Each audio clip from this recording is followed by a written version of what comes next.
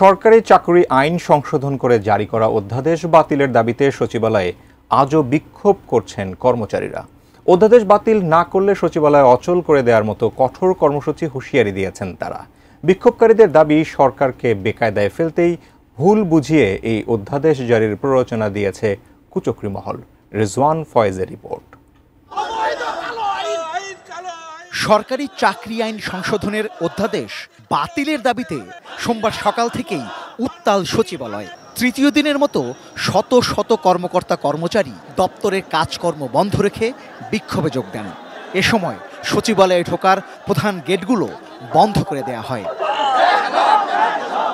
বাংলাদেশ সচিবালয় কর্মকর্তা কর্মচারী সংযুক্ত পরিষদের নেতৃত্বে শনিবার থেকেই সচিবালয়ে বিক্ষোভ চলছিল।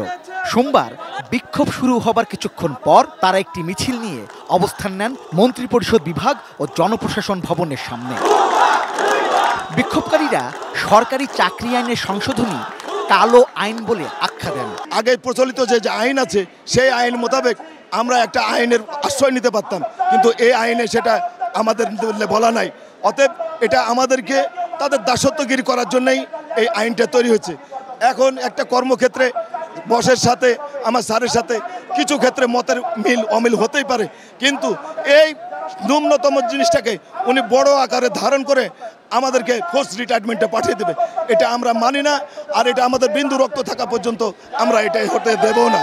আমরা তাদেরকে শ্রদ্ধা করি, আমরা তাদের আইনকে সম্মান করি, কিন্তু এই আইনটা তো একদম খুব বেশি হয়ে গেল আমাদের জন্য। সেক্ষেত্রে আমরা এই আইনটা মানতে পারতেছি না। এই অধ্যাদেশ বাতিল না করা পর্যন্ত আন্দোলন চালিয়ে যাবার ঘোষণা দেন তারা।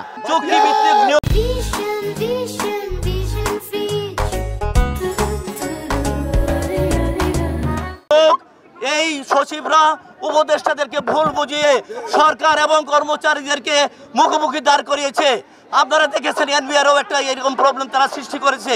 কি দরকার ছিল বাজেটের আগে তাদের এখানে হস্তক্ষেপ করা? কি দরকার ছিল আমাদের এই আইন করা? এখন কি এই আইন করার সময়? আজকে আমাদের এই কর্মসূচি আগামী দিনের জন্য আপনারা প্রস্তুত থাকেন। প্রত্যেকে 3 দিন ছুটি নিয়ে আপনারা সিএল ছুটি নিয়ে বাসায় বসে থাকবেন। যে সচিব বা যে কোনো কর্মকর্তা আপনাদের বিরুদ্ধে যদি ব্যবস্থা নেয়, ইনশাআল্লাহ আমাদের শরীরে বিন্দু পরিমাণ রক্ত থাকা পর্যন্ত জবাব দেব। এর আগে রোববার সন্ধ্যায় 4 ধরনের শৃঙ্খলা ভঙ্গের অপরাধে বিভাগীয় মামলা ছাড়াই শুধু কারণ দর্শানোর নোটিশ দিয়ে চাকরিচ্যুত করা যাবে এমন বিধান রেখে সরকারি চাকরি আইনের সংশোধনীর অধ্যাদেশ জারি করে সরকার। এতে অন্য কোনো কর্মচারীর মধ্যে অনানুগত্য তৈরি হয় বা শৃঙ্খলা ব্যাহত হয় বা কাজে বাধার সৃষ্টি হয় এমন কোনো কাজ করা, অন্যদের সঙ্গে সংঘবদ্ধভাবে বা আলাদাভাবে ছুটি বা কোনো যুক্তিসঙ্গত কারণ ছাড়া কাজে অনুপস্থিত থাকা এবং অন্য কর্মচারীকে কাজে অনুপস্থিত থাকতে বা দায়িত্ব পালন না করতে উস্কানি দেওয়া বা প্ররোচিত করার জন্য শাস্তির বিধান যুক্ত করা হয়েছে।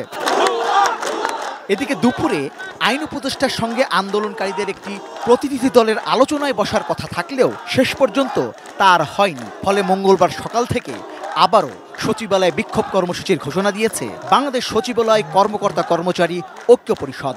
আগামীকাল আমরা সকাল 10টায় সকল মন্ত্রণালয় বিভাগ থেকে মিছিল সহকারে বাদামতলা চত্বরে সমবেত হব।